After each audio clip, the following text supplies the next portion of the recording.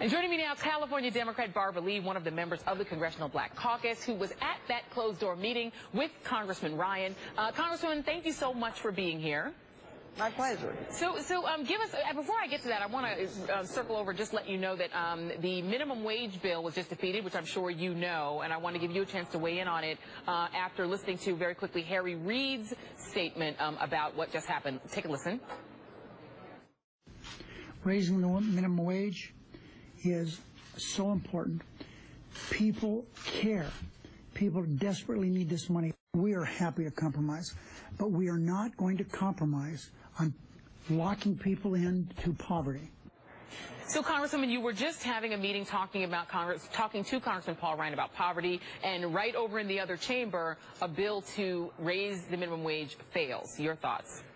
Well, let me say, Joy, thank you for inviting me to be with you. And I have to say I'm very, very sad and really, you know, unbelievably shocked that the Senate would not pass raising the minimum wage minimally.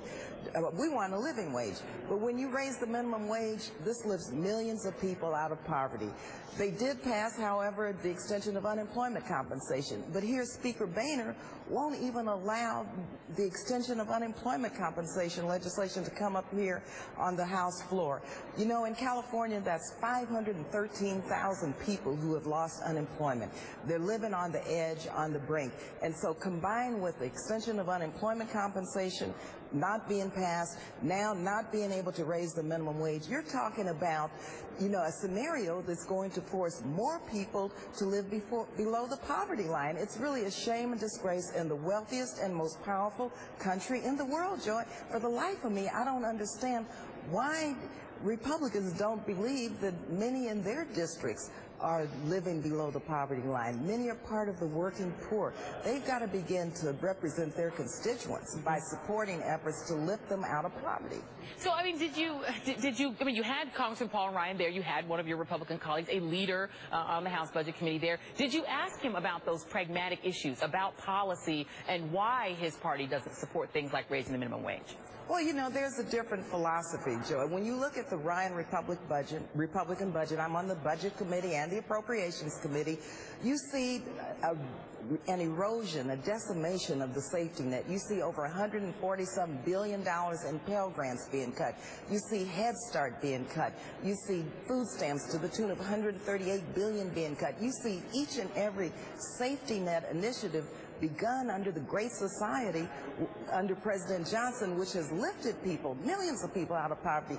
You see these safety net programs decimated. We had a hearing today, and most of what we heard in the hearing, except for one of our witnesses, Dr. Marian Wright Edelman, we heard about programs that work, which were fine.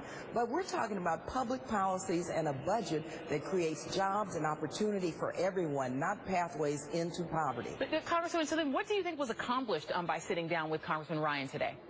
I think, first of all, I have to just thank our chair, Congresswoman Marcia Fudge, for her leadership and for inviting him to our meeting. And the conversation and the debate has begun. And so for so long, we haven't talked about poverty. We have not talked about income inequality. We have not talked about opportunity. And we have not talked about race. Now we're beginning to have these discussions. And so we have to continue with this debate so that we can afford everyone the opportunity to live the American dream. And lastly, Congresswoman, did you talk about Congressman Ryan's remarks, his remarks about inner city culture? Did that come up?